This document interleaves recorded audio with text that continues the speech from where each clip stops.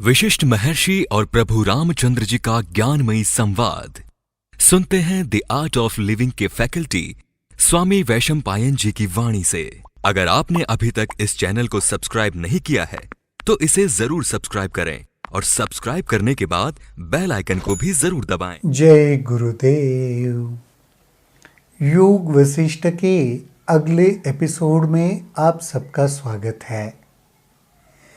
पिछले एपिसोड की चर्चा को ही आगे बढ़ाते हैं। जो वीतहव्य की कहानी महर्षि वशिष्ठ जी ने प्रभु रामचंद्र जी को बतलाई थी, उस पर अभी प्रभु रामचंद्र जी के मन में कुछ प्रश्न उठ रहे हैं। आज के एपिसोड में देखते हैं। राम ने पूछा, महर्षि क्यों नहीं हम आकाश मार्ग से जाते हुए मुक्त संतों को देख पाते हैं? वशिष्ठ जी ने उत्तर दिया, हे राम, आकाश में उड़ने की शक्ति तथा ऐसी ही अन्य शक्तियां कुछ जीवों को स्वभावतः प्राप्त होती है। इस संसार में जो असाधारण गुण और शक्तियां देखी जाती है वे उन्हीं के लिए सहज होती है। आत्मज्ञान प्राप्त संतों के लिए वे सहज नहीं होती। हवा में उड़ने की अलौकिक शक्ति तथा ऐसी ही अन्य शक्तियां वे लोग भी विकसित करते हैं जिन्हें आत्मज्ञान या मुक्ति प्राप्त भी नहीं होती। अच्छा, तो यहां पे पढ़ लेते हैं, बड़ा दिलचस्प लग रहा है कुछ। ऐसे वे कुछ पदार्थों या अभ्यासों के द्वारा करते हैं। आत्मज्ञानी की इन सब में रुचि नहीं होती, वह तो अपने में ही मस्त रहता है। जो लोग सुखों के फेर में रहते हैं वही अज्ञानवश विकृत शक्तियों को अर्जित करते हैं। वे अज्ञान से परिपूर्ण होते हैं। आत्मज्ञानी संत ऐसे पथों पर पग भी नहीं धरते। वाह! रामचंद्र जी ये पूछ रहे, कुछ लोग आकाश से जो गमन करते हैं, आकाश में विचरण करते हैं, ऐसे मुक्त संतों को क्यों नहीं देख पाते हम? तो इस पर उसके विश्लेषण में महर्षि ये कह रहे, कुछ लोगों में ऐसी शक्तियां स्वभावतः होती है और कुछ लोग उसको हासिल भी करते हैं। अच्छा, ये भी मजेदार बात कि जो लोग किसी पदार्थ से या किसी साधना से इन शक्तियों को हासिल करते, जरूरी नहीं है कि उनको आत्मज्ञान प्राप्त हुआ है। तो उल्टा कहते हैं, जिनको आत्मज्ञान प्राप्त होता है वो तो ऐसी जगह पे जाते ही नहीं है, पग भी नहीं रखते ऐसी धरती पर। इसका मतलब हम कहते हैं ना, अरे वो तो वहां पे पाँव भी नहीं रखता। तो आत्मज्ञानी संत खुद के साथ मस्त होते हैं। इन सबको ना सिद्धियां कहते हैं, सिद्धियां। तो जो आत्मज्ञानी संत होता है उसको सिद्धियों में कोई रुचि नहीं होती, कोई दिलचस्पी नहीं होती। कोई सत्य को जानने वाला हो या न हो, हवा में उड़ने जैसी शक्तियां वह प्राप्त कर सकता है। जो कुछ विशिष्ट अभ्यास या कृत्य करता हो, तो आत्मज्ञानी होना जरूरी नहीं है हवा में उड़ने के लिए। ये महर्षि वशिष्ठ जी कह रहे। तो वो तो कोई भी अभ्यास करके या कोई विशिष्ट पदार्थ से या साधना से वो हासिल करता है, भले उसको आत्मज्ञान नहीं हुआ हो। परंतु आत्मज्ञानी संतों में ऐसी शक्तियां प्राप्त करने की इच्छा ही नहीं होती। जो आत्मज्ञान जिसने प्राप्त कर लिया है ना, उसके मन में ये ख्याल भी नहीं आता कि मुझे ऐसी कोई शक्तियां चाहिए।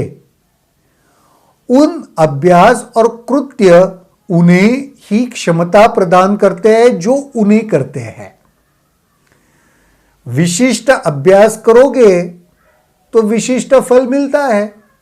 तो ये सिद्धियां या ये शक्तियां किसको मिलती है? जो उसके प्रति ही लगातार अभ्यास करता रहता है। विष सबको मारता है, शराब सबको मदहोश करती है, इसी प्रकार वे अभ्यास और कृत्य उड़ने की क्षमता प्रदान करते हैं। जैसे विशिष्ट पदार्थ विशिष्ट रिजल्ट देता है, जैसे यहां पे उदाहरण क्या दिया, विष मारने का काम करता है, शराब मदहोश करने का काम करता है, वैसे वो पर्टिकुलर अभ्यास का रिजल्ट ये आता है, उड़ने की शक्तियां। परंतु हे राम, जिन्होंने परम आत्मज्ञान प्राप्त किया होता है, उनकी इन सब में रुचि नहीं होती। उन्हें तो वही प्राप्त करते हैं जो इच्छाओं से भरे होते हैं। ये सारे सिद्धियों के पीछे कौन भागता है पता है? जो बहुत इच्छाओं से भरा होता है, परंतु संतों में किसी वस्तु की लेश मात्र इच्छा नहीं होती। आत्मज्ञान ही उनकी महत्वपूर्ण उपलब्धि है। आत्मज्ञानी कैसे किसी वस्तु की इच्छा कर सकता है? यहां पे संसार से जुड़ी हुई चीजों की बात है। वस्तु ऐसे जरूरी नहीं कोई पर्टिकुलर एक चीज की बात कर रहे हैं। संसार जिसके पीछे भागता है ना, ऐसे चीजों के पीछे संत जो आत्मज्ञानी होते हैं उनको कुछ इंटरेस्ट नहीं होता। तो ऐसे नहीं कोई कहेगा फिर वो खाना क्यों खाते हैं, वो किसी घर में क्यों रहते। देखो, दो चीजें होती है, एक होता है किसी चीज के पीछे भागना, और एक होता है कि भाई मुझे कुछ चाहिए ही नहीं। तो आत्मज्ञानी जो संत होता है ना, वो किसी के पीछे भागता नहीं है। जीवन में जो भी कुछ उपलब्ध है उसके साथ रहता है, ये यहां पे कहना चाहते हैं।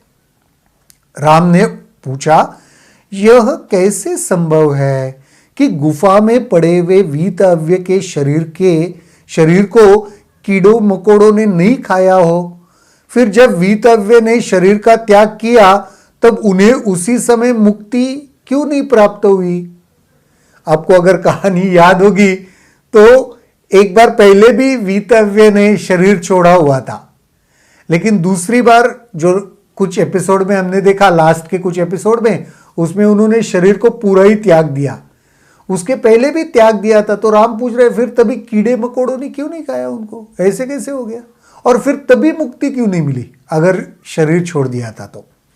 वशिष्ठ जी ने उत्तर दिया, हे राम, अज्ञानी व्यक्ति के शरीर का घटित और विघटित होना उसकी संसक्ति जन्य यानी बद्ध मानसिकता जन्य स्थितियों पर निर्भर होता है। जिसमें बद्ध मानसिकता नहीं होती उसमें विघटन का वेग भी नहीं होता है। सभी प्राणियों के मन जिन वस्तुओं के संपर्क में आते हैं उनके प्रति अनुक्रिया करते हैं। जब कोई उग्र और हिंसक जीव पूर्ण समस्थिति प्राप्त ज्ञानी के सन्मुख आता है तो वह भी थोड़े समय के लिए समस्थिति और शांति प्राप्त कर लेता है। ऐसी कहानियां हमने सुनी है ना संतों की? नहीं, ऐसे कितने बार हमने सुना है। काफी बार महावीर स्वामी के बारे में भी ऐसे कहते थे। वो इतना अहिंसा में थे कि उनके सामने जंगली श्वापद भी आते थे तो एकदम पालतू जानवर की तरह हो जाते थे। ऐसे हमने सुना है बहुत सारे संतों के प्रति कि उनके नजदीक आने के बाद वो जो हिंस्र श्वापद है वो भी कुछ नहीं करते थे। जब कोई उग्र और हिंसक जीव पूर्ण समस्थिति प्राप्त ज्ञानी के सन्मुख आता है वो भी कुछ समय के लिए वो स्थिति प्राप्त कर लेता है। यह संपर्क टूट जाने पर वह पुनः उग्र हिंसक रूप धारण कर लेता है, यह दूसरी बात है। तो जब तक वो उस मन के संपर्क में है जिसमें वो आत्मज्ञान, उसने वो स्थिति प्राप्त कर लिए, तब तक वो भूल गया, लेकिन उसका संपर्क टूटने के बाद वापस हो गया। इसलिए वीतव्य के शरीर की कुछ हानि नहीं हुई। अच्छा, इसीलिए ना कोई कीड़े मकोड़ों ने खाया, ना विघटन हुआ, क्योंकि वो किसके साथ संलग्न हो गया था? वो उस तत्व के साथ, उस चेतना के साथ, उस ब्रह्म के साथ। तो ब्रह्म के साथ होने के बाद उसका कोई कुछ बिगाड़ नहीं पाया। यही बात भूमि, लकड़ी आदि भौतिक पदार्थों पे भी लागू होती है। अब समझ में आ रहा है? क्योंकि चेतना ने ही इन सबको आवृत्त कर रखा है, चेतना से ही बने हैं ना, तो वो चेतनामय हो गया तो एक ही रूप हो गया। फिर उन्होंने वो भी कुछ नहीं कर पाए, क्योंकि वीतव्य की चेतना ने उसमें प्राण नहीं डाले थे, इसलिए उसका विघटन न हुआ। वे स्वतंत्र थे और शरीर छोड़ना या न छोड़ना उन पर निर्भर था। उन्होंने एक समय शरीर नहीं छोड़ा, परंतु दूसरी बार शरीर छोड़ दिया। इसलिए पहले जब वो समाधिस्थ हुए तो उनके मन पर था, तभी उन्होंने नहीं छोड़ा, दूसरी बार उन्होंने छोड़ दिया। इसे संयोग ही कहना चाहिए। ये भी एक संयोग है। यह बात उनके कर्म के संबंध में भी हो सकती थी, परंतु सत्य यह है कि वे कर्म से परे थे, नियति से भी परे थे और संसक्ति से भी निर्लिप्त थे। इसे कौवे के पेड़ पर बैठने से नारियल के गिरने के समान संयोग कह सकते हैं। तो इसको भी एक संयोग की उपमा यहाँ पे महर्षि वशिष्ठ जी ने दी। बड़े दिलचस्प प्रश्न प्रभु रामचंद्र जी को भी उठ रहे, हमारे भी मन में, जो भी कोई श्रोता है, मुझे यकीन है आप लोगों के भी मन में ऐसे कुछ प्रश्न, ये सारी कहानियां सुनते हुए या उसके ये जो सारे विश्लेषण कर रहे वशिष्ठ जी, वो सुनते हुए जरूर आ रहे होंगे। अगर आपके भी मन में ऐसे कुछ प्रश्न आते हैं, कमेंट सेक्शन में जरूर लिखना। आज के लिए तो यहीं पर रुकेंगे, फिर देखते हैं अगले एपिसोड में और क्या होता है। तब तक के लिए जय गुरुदेव।